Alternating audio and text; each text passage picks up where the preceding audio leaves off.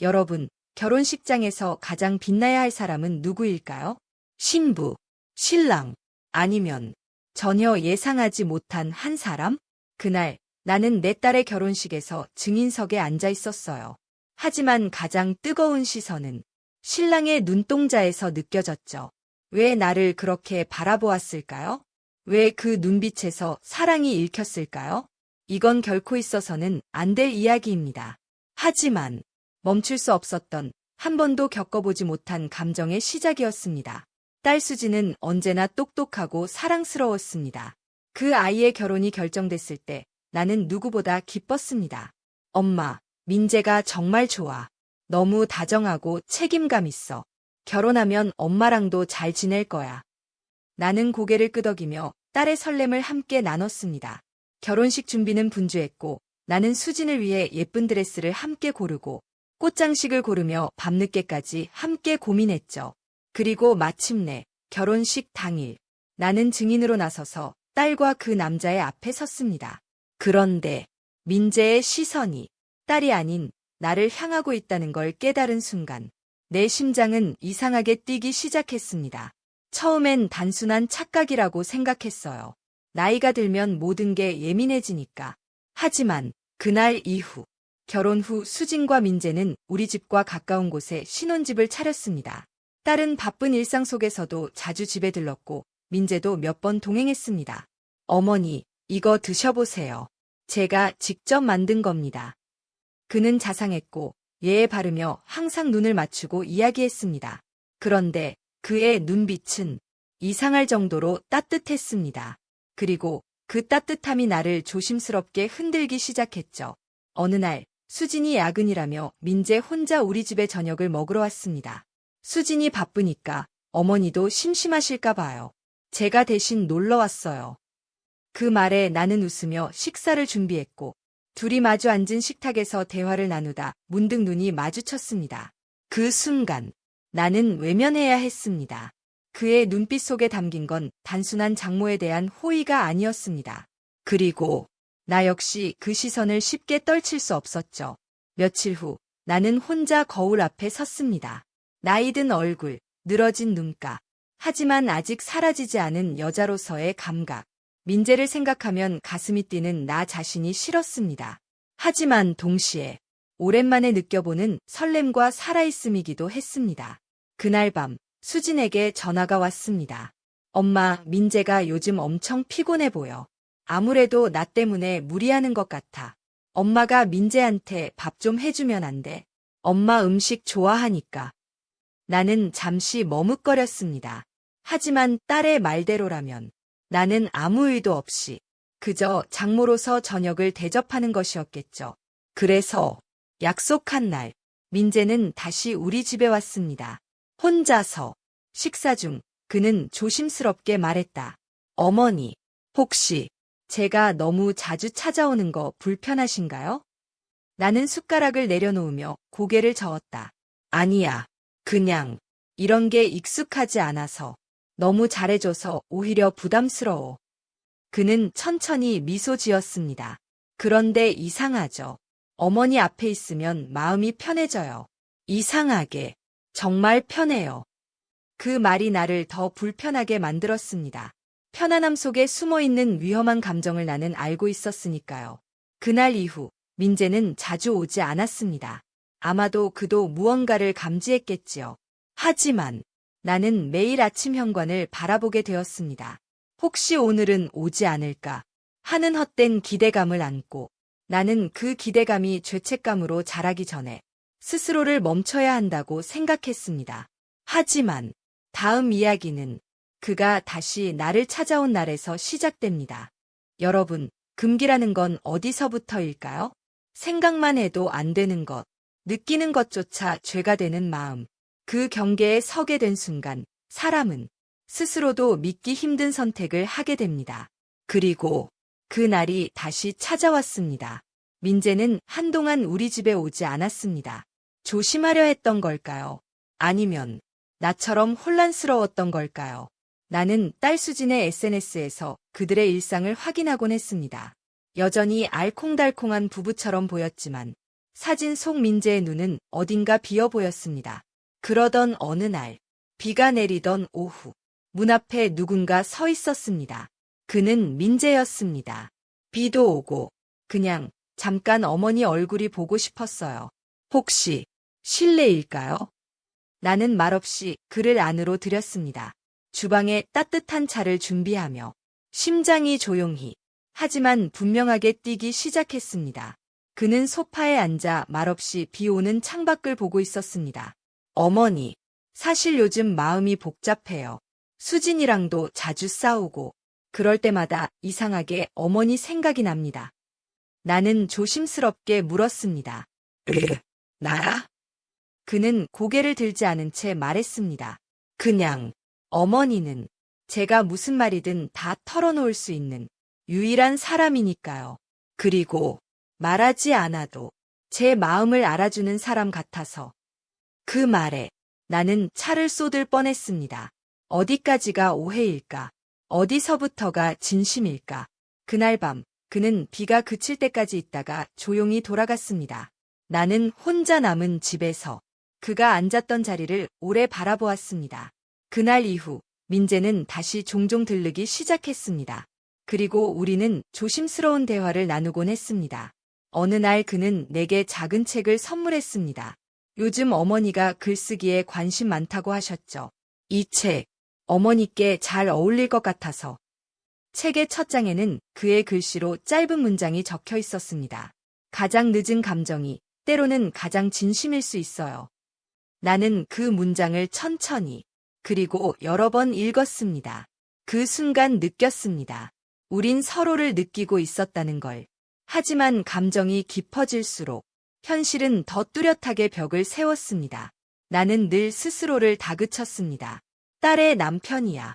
내가 무너질 순 없어. 하지만 또 한편으론 내가 단 한 번도 가져보지 못했던 온전한 감정을 처음 느끼고 있었습니다. 민재는 더 이상 나를 장모로만 대하지 않았습니다. 그의 눈빛은 점점 달라졌고 말의 무게도 조금씩 바뀌었습니다. 어머니, 전 요즘 삶에 대한 기준이 많이 바뀌었어요.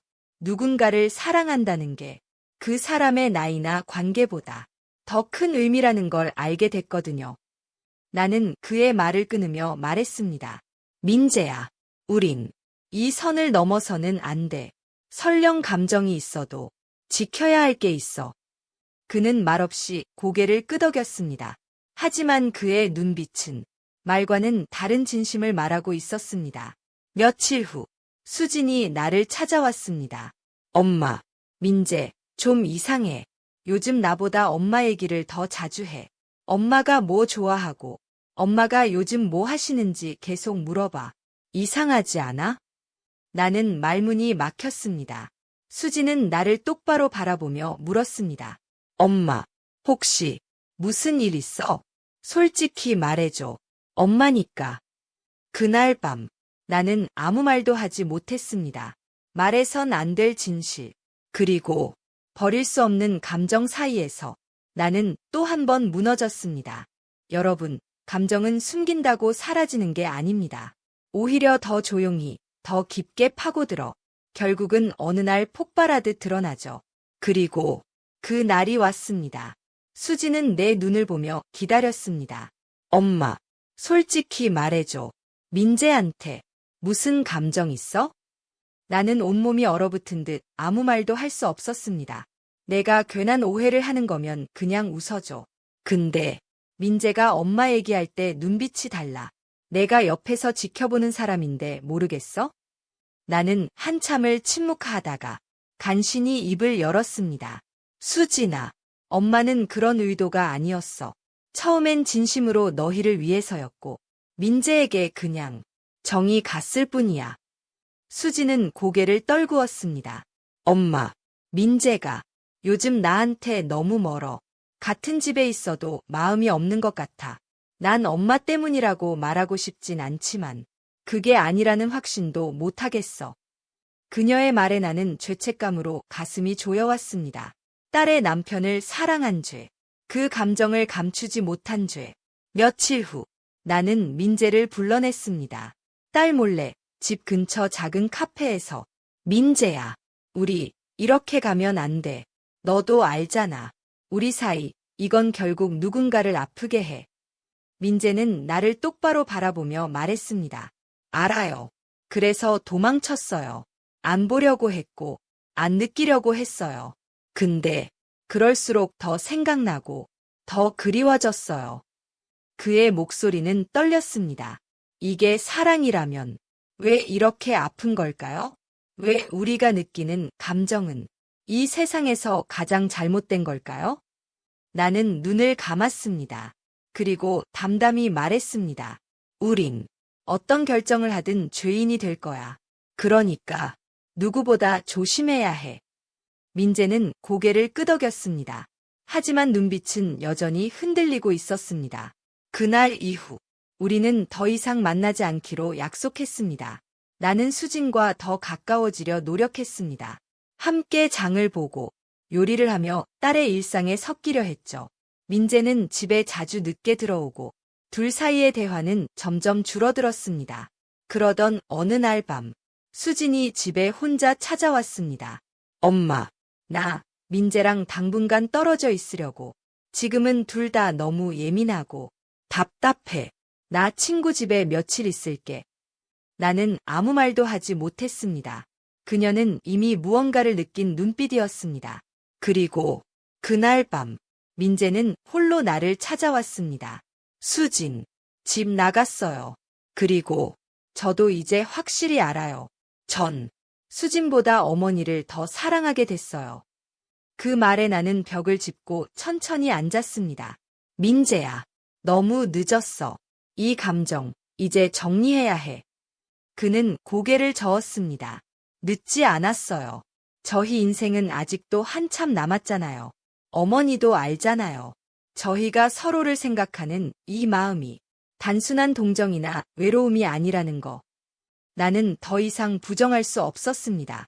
내 마음도, 그의 진심도. 하지만 이 사랑을 선택하면 우린 세상에서 모두를 잃게 될지도 모릅니다. 며칠 후, 나는 수진에게 솔직하게 말하기로 결심했습니다. 그녀가 알아야 한다고 생각했습니다. 그리고 그녀가 나를 미워해도 내 삶의 진실을 숨기고 싶진 않았습니다. 수진아, 엄마가 진심으로 사과하고 싶어. 엄마가 감정을 지키지 못한 거 정말 미안해. 수진은 나를 뚫어지게 바라보다가 조용히 고개를 돌렸습니다. 엄마가 이런 이야기까지 해야 할 만큼 힘들다는 거 알아. 솔직히 아직 이해는 안 돼. 하지만 엄마니까 끝까지 미워하진 못하겠어. 나는 그 자리에서 오열했습니다. 딸의 용서와 내가 선택한 감정의 무게가 한꺼번에 밀려왔습니다. 그날 밤, 민재가 집 앞에서 나를 기다리고 있었습니다. 나는 그에게 다가가 말했습니다. 이제 우린 무엇을 선택하든 누구보다 솔직해야 해. 그리고 이 감정을 숨기지 않기로 해. 민재는 천천히 손을 내밀었습니다. 어머니가 아니라 한 사람으로서, 그냥 당신으로서 저랑 함께 걸어주실 수 있나요? 나는 그의 손을 꼭 잡았습니다. 이제 우리의 이야기는 처음으로 진심에서 출발하려 합니다. 여러분, 사랑은 때론 가장 예기치 못한 방식으로 찾아옵니다. 그리고 그 사랑을 지키기 위해선 모든 것을 잃을 각오가 필요할지도 모르죠. 그날 이후 민재와 나는 숨지 않기로 결심했습니다. 딸 수지는 더 이상 같은 집에서 살지 않았고 우리의 관계를 받아들인다고는 했지만 완전히 용서한 건 아니었습니다. 하지만 그건 너무도 당연한 일이었습니다. 우리는 그녀의 마음을 이해하고 기다려주기로 했습니다. 우리도 상처받았고 무엇보다 그녀는 더 큰 상처를 받은 사람이었으니까요. 처음엔 동네의 시선이 두려웠습니다. 동네 슈퍼 아주머니는 수군거렸고 오래 알고 지낸 이웃은 더 이상 인사를 건네지 않았습니다. 딸의 남편과 그건 사람이 할 짓이 아니지. 아무리 외로워도 그건 넘지 말았어야지. 수많은 시선과 말들 속에서 나는 몇 번이고 이 사랑을 포기할 뻔했습니다. 하지만 밤마다 민재가 내게 속삭이듯 말하곤 했습니다. 우린 죄인이지만 거짓말쟁이는 아니에요. 세상은 몰라도 우린 서로의 진심을 알잖아요. 그 말이 나를 버티게 했습니다. 몇 달이 흘렀고 우리 둘은 함께 작은 여행을 떠났습니다. 사람이 적은 해변 마을에서 처음으로 마음 편히 손을 잡고 같은 방향으로 걸었습니다. 바다 위로 해가 지는 순간 민재가 조용히 말했습니다. 다시 태어나도 당신과 이 사랑을 다시 시작하고 싶어요. 나는 눈시울이 붉어지며 말했습니다. 다음 생에선 당당하게 사랑할 수 있는 사이로 태어나자. 그는 내 손을 꼭 잡았습니다. 서울로 돌아온 뒤 나는 수진을 다시 찾아갔습니다. 그녀는 여전히 혼자 살고 있었고 우리와 거리를 두고 있었지만 마음 한편엔 여전히 가족에 대한 그리움이 있는 듯 보였습니다. 나는 정면을 보고 조용히 말했습니다. 수진아, 엄마는 더 이상 너에게 용서를 구하지 않을게. 그 대신 너를 엄마로서 끝까지 사랑할 거야. 그리고 언제든 돌아올 수 있는 곳이 여긴 거 잊지 말아줘. 수지는 말없이 눈물을 흘렸습니다. 그녀가 언제 다시 마음을 열지는 모릅니다. 하지만 나는 그녀를 기다릴 준비가 되어 있습니다. 시간은 흐르고 우리 삶엔 작은 평화가 찾아왔습니다. 민재는 여전히 내 옆에서 따뜻한 말 한마디로 지친 하루를 녹여주는 사람이었고 나는 이제 누구의 엄마가 아니라 자기 이름을 가진 사람으로 살고 있었습니다. 우리는 함께 살림을 꾸렸고 비가 오는 날이면 서로의 손을 꼭 잡고 창밖을 바라보았습니다. 그럴 때마다 민재는 말했습니다. 이 삶이 당신 덕분에 따뜻해졌어요. 나는 속으로 말하곤 했습니다. 나도 그래. 너 때문에 내 삶이 다시 시작됐어. 어느 날 수진에게서 연락이 왔습니다. 엄마, 혹시 저녁 같이 할 수 있어? 오랜만에 얘기하고 싶어서. 우린 약속 장소에서 만났고 그녀는 많이 차분해진 모습이었습니다. 엄마, 나도 이제 조금씩 알 것 같아. 사람의 감정은 누구도 쉽게 재단할 수 없다는 거. 그리고 엄마도 한 사람이라는 거. 나는 눈물을 참으며 고개를 끄덕였습니다. 그녀는 조심스레 웃으며 말했습니다. 민재, 잘 지내. 다음엔 그 사람 얼굴도 보고 싶네. 언젠가. 그날 우리는 처음으로 세 사람 모두가 진심을 인정한 순간을 만들었습니다. 이제 내 삶은 조용하고 하지만 더 이상 외롭지 않습니다. 사랑은 때론 세상의 틀을 부수며 오기도 하지만 그 진심만은 누구도 부정할 수 없습니다. 나는 이제 어머니로서가 아닌 한 여성으로서 내 사랑을 당당하게 품고 살아갑니다.